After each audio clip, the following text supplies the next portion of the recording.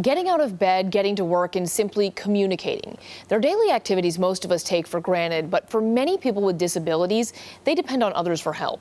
This month, the judge ordered the state of North Carolina to make changes so more people can receive services in their communities. And tonight, we are digging deeper into the struggles that people with intellectual and developmental disabilities face when it comes to getting the help they need. Okay, watch the step. That's a big girl. Okay. Sarah Alden leans on her family for every need. Yeah, we're together doing all the things for 20 and a half years. Her cerebral palsy means she requires help around the clock. We need hands-on for transitioning any seating or position changing, using the restroom, washing our hands. We have always made our job and career choices based on making sure someone is always available for Sarah, because we've never had any aid outside of ourselves or our family. That's not for lack of trying. Laura Alden says her daughter's on a waiting list for a Medicaid program that can provide in-home care and other services. North Carolina Innovations waiver is a way for the state to pay for support services for individuals with intellectual and developmental disabilities in their home. It's an alternative to institutional settings. Dave Richards serves as Deputy Secretary for North Carolina Medicaid, and Kenneth Bossell manages the Medicaid unit that helps people with intellectual and developmental disabilities. We currently have capacity to serve 14,138 individuals. So the number is determined by the General Assembly. Okay, take steps. While more than 14,000 people are receiving services, more than 16,000 are still waiting. One leg up. Sarah's been waiting more than a decade. We're on that list for 13 years now. It's a very long time to not have any help. According to the health department, nearly half of the people on the waiting list, which is known as the Registry of Unmet Needs, do receive some sort of Medicaid or state-funded services, but not as extensive as the Innovations waiver would provide. You want to pull that out? You can do it. Thank you. Laura worries what will happen when Sarah finishes high school if they still don't have help at home. What am I going to do, quit my job when she graduates? The Aldens hope to receive services by then, but they know getting off the waiting list is only one piece of the puzzle. This is a 5-alarm fire for the developmental disability community. Essentially, it's a pretty scientific, technical medical term. Tally Wells is the executive director of the North Carolina Council on Developmental Disabilities, a federally funded advocacy group. We have a twofold crisis. We have those on the waiting list and those who are receiving services but don't have the workers to provide those services.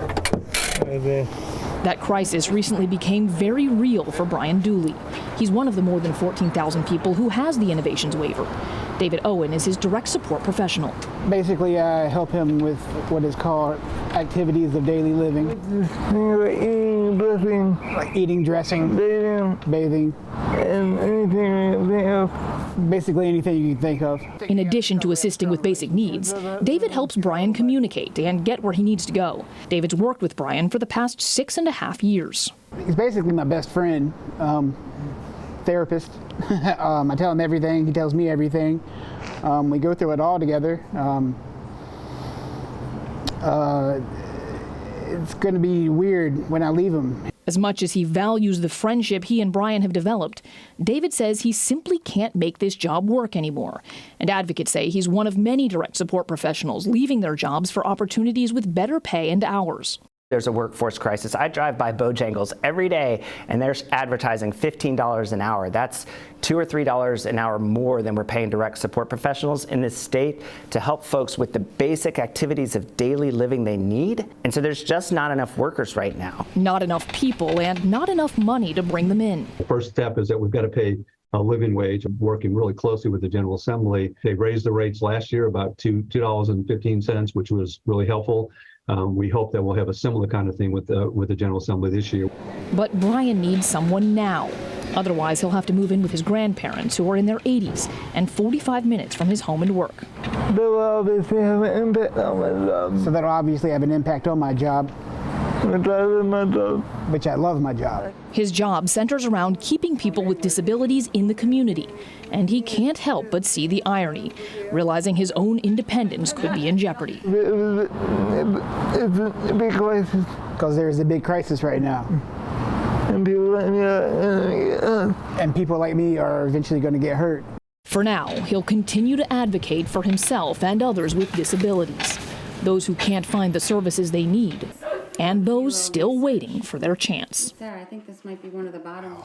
It's a powerful story that you hear from these people. This past year, the General Assembly did add 1,000 slots for people who need that innovations waiver, but a judge wants to see a lot more. He ordered the state to make sure there is no waiting list at all within 10 years. He also ordered the state to address the shortage of direct support professionals.